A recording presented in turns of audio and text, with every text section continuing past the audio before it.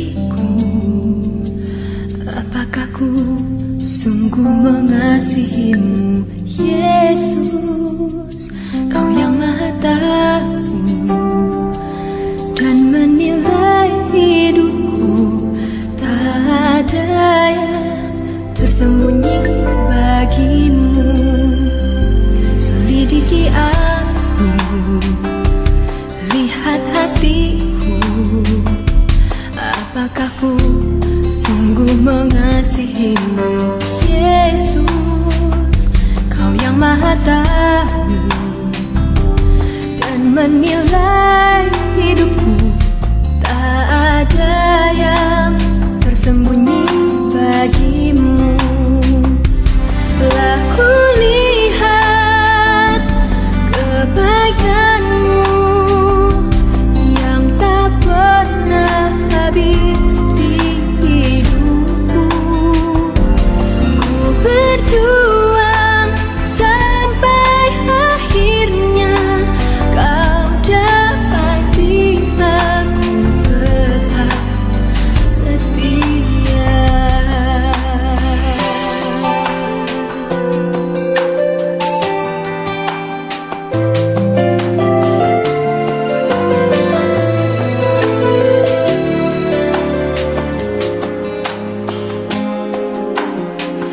Selidiki aku, lihat hatiku, apakah ku sungguh mengasihimu, Yesus? Kau yang Maha Tahu dan menilai hidupku, tak ada yang tersembunyi bagimu.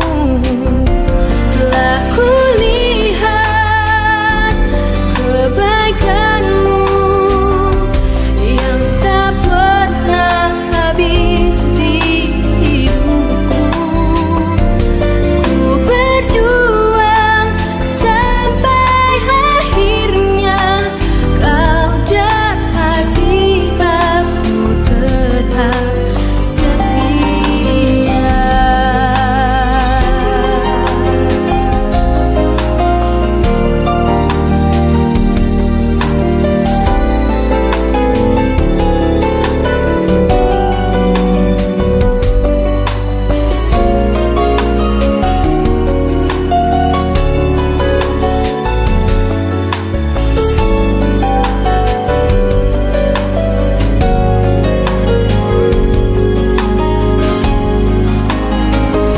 Telah ku lihat kebaikanmu yang tak pernah habis di hidupku.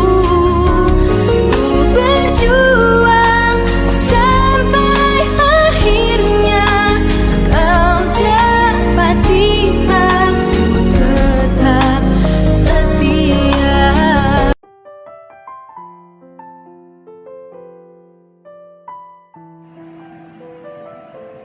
Shalom, selamat pagi Mister sekalian dan anak-anak yang kami kasihi dalam Tuhan Yesus Kristus. Kita bersyukur untuk kesempatan chapel pada pagi hari ini. Ya, meskipun semuanya saat ini bersifat online, tapi tentu saja kita sudah bersyukur atas setiap keadaan atau kesempatan yang Tuhan beri untuk kita. Karena kita harus percaya dan kita harus sadar bahwa rohani kita terus membutuhkan makanan rohani, yaitu firman Tuhan.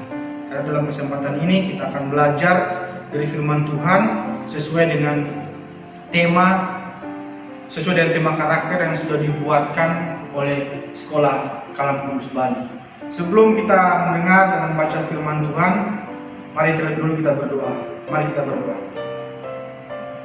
Ya Tuhan, Allah Bapa kami yang bertata dalam kerajaan surga,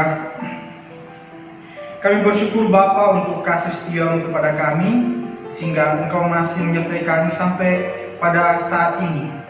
Terbukti Engkau masih memberikan kesempatan untuk beribadah, meskipun semuanya bersifat online ya Bapa. Berkati kami lewat firman-Mu ini, dan biarlah firman-Mu ini boleh mendapat tempat dalam hati dan hidup kami semua, dan biarlah nama-Mu boleh terus dipermuliakan dalam kehidupan kami ya Bapa. Tuntun kami terus dan jangan pernah tinggalkan kami. Ajar kami untuk menjadi pribadi yang setia, ajar kami untuk menjadi pribadi yang menjadikan Engkau sebagai pusat daripada kehidupan kami. Tolonglah kami semua Bapa, ini doa kami. Di dalam nama Tuhan Yesus kami panjatkan doa ini. Amin. Baik Miss, Mister, dan anak-anak sekalian yang saya kasih dalam Tuhan Yesus Kristus, pada bulan lalu, tepatnya pada bulan Juli, kita sudah mempelajari suatu tema yang luar biasa, yaitu bersyukur. Ya. Lewat tema tersebut kita diajarkan untuk menjadi pribadi-pribadi yang bersyukur, terutama dalam keadaan seperti sekarang ini, keadaan serba sulit, keadaan serba memprihatinkan. Guru harus bekerja dari rumah, murid pun belajar dari rumah. Keadaan seolah-olah benar-benar tidak bersahabat dengan kita. Tetapi kita masih diingatkan untuk terus bersyukur. Karena kita tahu bahwa meskipun keadaan yang sangat sulit, tapi kita ingat bahwa Tuhan tetap beserta dengan kita. Pemeliharaan Tuhan itu nyata dalam kehidupan kita. Jadi beberapa saat yang lalu, semester 2 tahun ajaran 2019-2020, saya memberikan pertanyaan kepada murid-murid. Ya, dalam pelajaran BP, saya bertanya, apakah kalian tetap bersyukur meskipun corona melanda saat ini? Atau dapatkah kalian tetap bersyukur meskipun ada corona, mungkin orang tua dipecat atau orang tua mungkin dikurangi gajinya, terus mengalami kesulitan ekonomi? Saya bertanya seperti itu. Dan syukurnya, ini saya bertanya kepada anak-anak saya di SMP. Semuanya menjawab, ya, saya tetap bersyukur. Hal pertama dijawab, bersyukur karena apa? Karena saya masih bisa diberi kehidupan. Nah, itu yang paling utama. Kemudian ada jawaban-jawaban lain yang saya dapatkan. Ada yang berkata bahwa orang lain sulit, tapi saya tetap bisa menikmati hidup meskipun banyak kesulitan, tapi saya masih tetap bisa menjalani kehidupan. Ada yang berkata demikian. Jadi bersyukur sekali bahwa ketika saya bertanya demikian, semua murid menjawab, ya, masih bisa bersyukur. Kemudian ketika tema tersebut kembali diangkat pada bulan Juli tahun ajaran baru ini, tentu jawaban kita bervariasi. Mungkin akan ada yang berkata saya tidak bisa bersyukur. Oh, Tuhan nampaknya tidak adil ya. Mungkin ada yang demikian. Ataupun mungkin ada yang tetap sama jawaban seperti dulu. Ya, saya tetap bersyukur meskipun ada corona, meskipun banyak kesulitan. Tapi hal utama yang saya syukuri, Tuhan masih memberikan kehidupan. Kita bersyukur kalau ada jawaban tersebut. Tapi kembali saya ingatkan atau saya tegaskan bahwa sebagai anak-anak Tuhan, tak sedikit pun Tuhan meninggalkan kita. Karena itu mari kita terus bersyukur. Kemudian pada bulan Agustus ini kita diberi tema ketaatan. Ya. Tema karakter yang disiapkan oleh sekolah Kalam Kudus pada bulan Juli adalah tentang ketaatan. Nah, bagaimana supaya kita menjadi pribadi-pribadi yang taat? Ada subtema yang sudah diberikan. Sekarang kita masuk pada pembahasan firman Tuhan pada pagi hari ini. Saya sangat yakin sekali bahwa kita semua, baik murid maupun guru dan staf atau siapapun, kita pasti ingin menjadi orang hebat, bukan? Pasti dong. Tidak mungkin ketika ditanya, kamu jadi apa sih? Oh, saya mau jadi seorang pemulung. Oh, saya mau jadi seorang yang tidak berarti deh. Kan sudah ada banyak orang yang berarti di dunia ini. Kan sudah banyak pemimpin. Ngapain saya bermimpi menjadi pemimpin atau saya bermimpi jadi orang hebat? Apakah akan berkata demikian? Ya, saya tidak yakin. Saya yakin kita pasti akan berkata, oh, saya ingin jadi orang hebat. Saya mau menjadi orang terpandang. Saya ingin membanggakan orang tua saya. Ketika saya menjadi orang yang sukses, ketika nama saya dielukan, ketika saya dikenal oleh banyak orang, saya mau mereka bangga. Saya mau mereka berkata, nggak percuma ya, kita punya anak seperti itu yang membanggakan kita. Saya yakin hal itu pasti ada atau terlintas atau bahkan kita inginkan ke depannya dalam kehidupan kita. Tetapi pertanyaannya, apakah ketika kita berkata saya ingin jadi orang hebat, saya ingin menjadi pemimpin, saya ingin menjadi seorang besar, seorang yang terpandang. Apakah ketika kita berkata bim salah bim langsung jadi? Tentu saja tidak. Ada proses yang harus dilalui. Ada suatu proses yang kita sebagai anak Tuhan harus sadari. Jangan kita berkata, oh saya anak Tuhan. Apalagi ada sebuah lagu yang mengatakan, aku anak raja, engkau anak raja, kita semua anak raja. Loh, kalau begitu berarti apapun yang saya minta, tinggal saya pangku kaki, kemudian pasti akan ada. Saya akan dapatkan kedudukan, saya akan dapatkan apa yang saya inginkan, nama saya akan termasyhur. Respon itu tidak. Allah tidak pernah mau anaknya diproduksi secara instan. Anak Allah mau bahwa setiap anaknya atau orang-orang atau kita semua yang mengakui dia sebagai Bapa kita benar-benar menyadari bahwa kita perlu diproses dalam kehidupan ini. Karena itu pada kesempatan pagi hari ini kita mendapat cara bagaimana sih kita bisa mencapai keinginan kita. Bagaimana sih caranya untuk kita dapat berhasil atau bisa dipandang oleh orang atau mendapatkan suatu tanggung jawab besar yang membuat mungkin nama kita dikenal oleh orang. Gimana caranya? Pada pagi hari ini kita akan belajar dari ayat firman Tuhan yang terdapat di Lukas 16 ayat yang ke-10. Lukas 16 ayat yang ke-10. Ya, silakan Alkitab dibuka masing-masing dan diperhatikan, dan saya akan membaca untuk kita semua. Begini bunyi firman Tuhan. Barang siapa setia dalam perkara-perkara kecil, ia setia juga dalam perkara-perkara besar. Dan barang siapa tidak benar dalam perkara-perkara kecil, ia tidak benar juga dalam perkara-perkara besar. Jadi demikian firman Tuhan bagi kita pada pagi hari ini.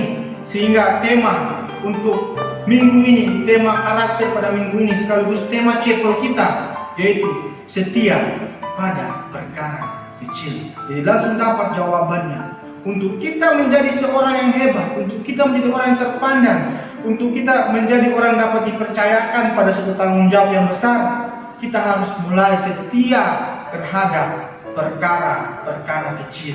Jadi mulai dari bawah dulu, tidak bisa langsung di atas. Semua ada proses. Begitu pula anak Tuhan. Anak Tuhan pun diproses oleh Tuhan begitu luar biasa. Nah, pada pagi hari ini kita belajar dari ayat perenungan ini, Lukas 16 ayat 10. Kita akan belajar seperti apakah orang yang setia dalam perkara-perkara yang kecil itu. Bagaimana sih kehidupan daripada orang-orang yang setia dalam perkara-perkara yang kecil.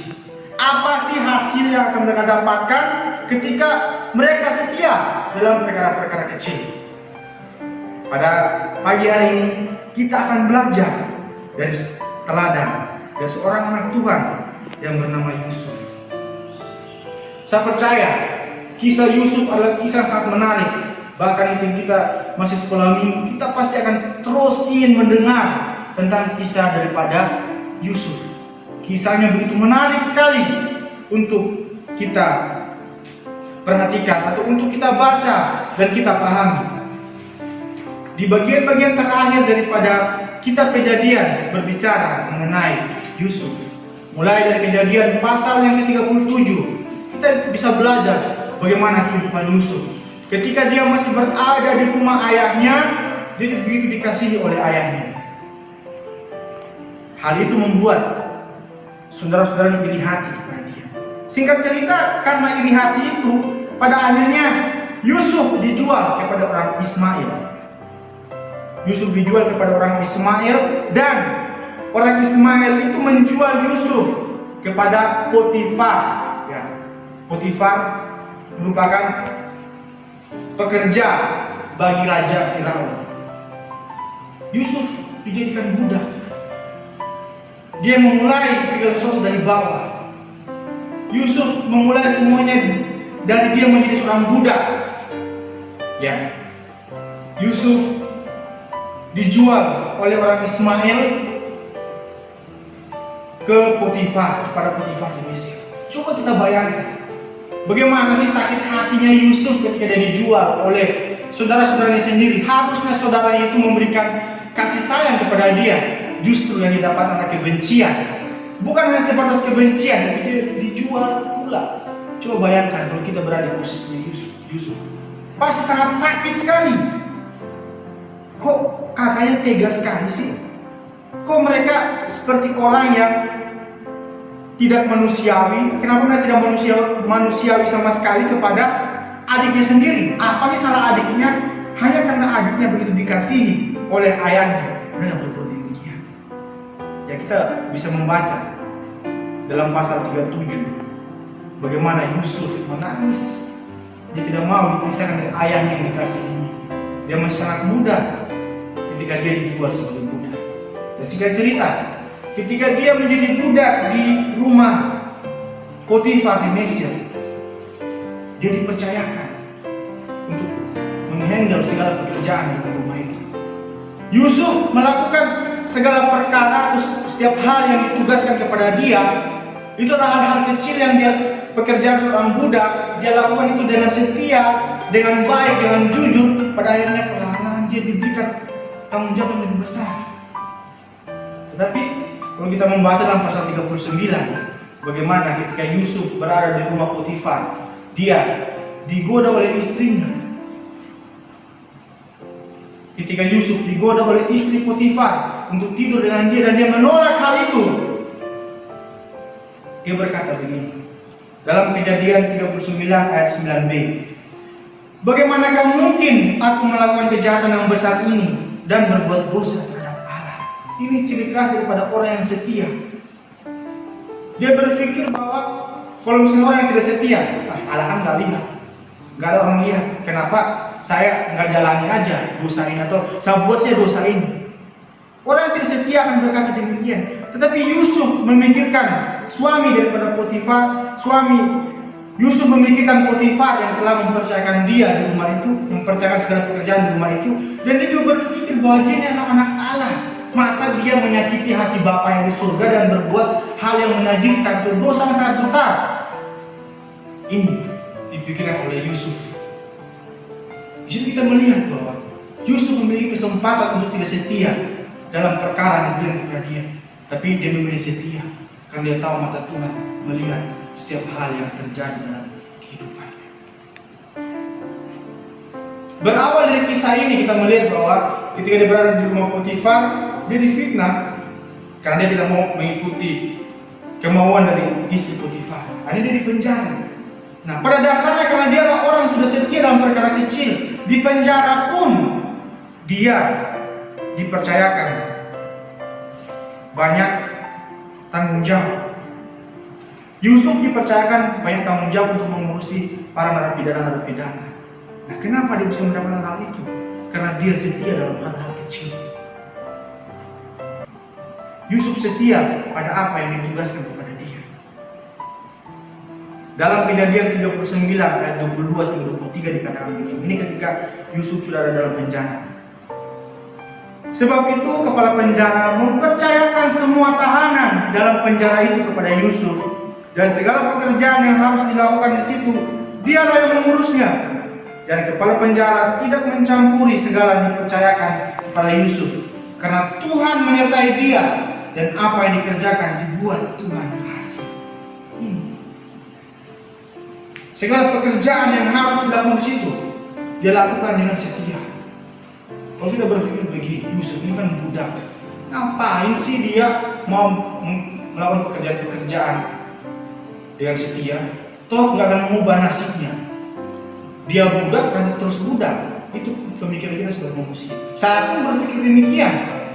Ngapain sih Yusuf demikian? Tetapi sekali lagi, ciri daripada orang yang setia adalah dia akan melakukan segala pekerjaan itu dengan sepenuh hati. Apapun pekerjaan itu dia lakukan dengan sepenuh hati. Kemudian dari penjara itu Tuhan beranugerah kepada dia, sehingga pada akhirnya dia mendapatkan hasil dari setiap usaha, atau Yusuf mendapatkan hasil dari setiap kesetiaannya dalam perkara-perkara kecil. Apa hasilnya? Sungguh luar biasa. Dalam Kejadian 41 ayat 40 dikatakan demikian. Engkaulah menjadi kuasa atas istanaku, dan kepada perintahmu seluruh rakyatku akan taat. Hanya tahta inilah kelebihanku daripadamu. Ini pernyataan dari Firaun, raja daripada Mesir. Berarti Yusuf adalah penguasa dan dia adalah orang nomor 2 di bawah Firaun. Kenapa Yusuf bisa mencapai itu semua? Satu saja kuncinya, bahwa dia setia dalam perkara-perkara kecil. Siapa yang pernah berpikir seorang budak bisa menjadi penguasa di suatu negara?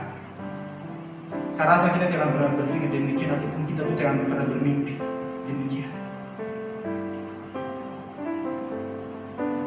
Tetapi dari Yusuf ini kita belajar bahwa kesetiaan pada hal kecil akan membawa kita pada tanggung jawab yang besar. Kita akan dipercayakan pada tanggung jawab yang besar. Kembali kepada ayat perenungan kita tadi, dikatakan, barang siapa setia dalam perkara-perkara kecil, ia setia juga dalam perkara-perkara besar.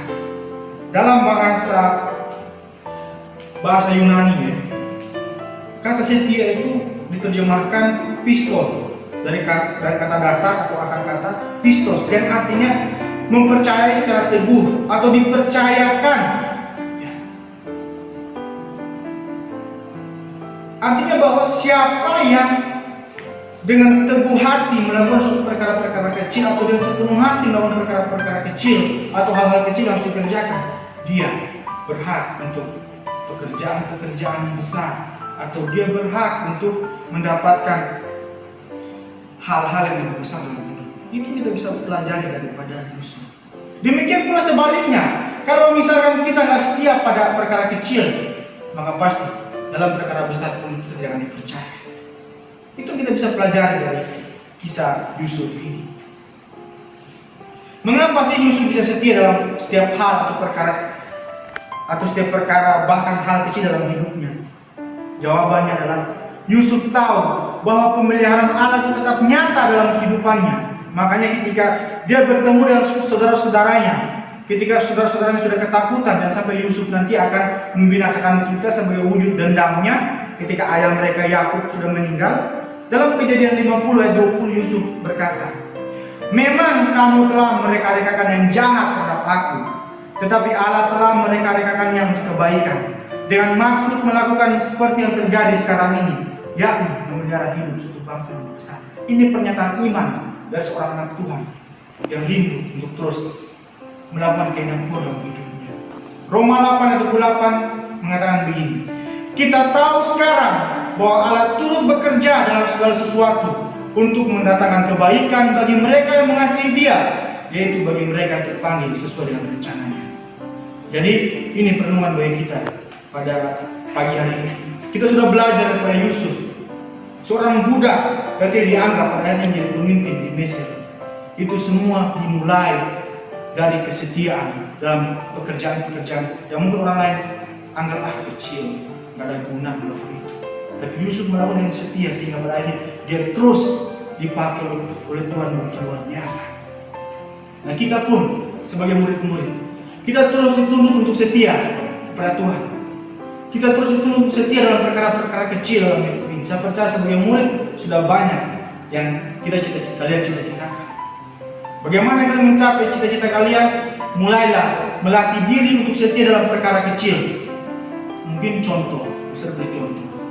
Sekarang dalam masa pembelajaran online ini, sering guru akan video meeting ya, menggunakan Google Meet. Mungkin kesetiaan kita atau ketaatan kita akan diuji. Contohnya, guru lagi mengajar, kemudian murid-murid akan mematikan video dan juga mematikan audio. Jadi guru mengajar tidak tahu muridnya lagi ngapain. Bisa saja muridnya mungkin akan berbuat hal yang lain, tapi di situ kesetiaan diuji.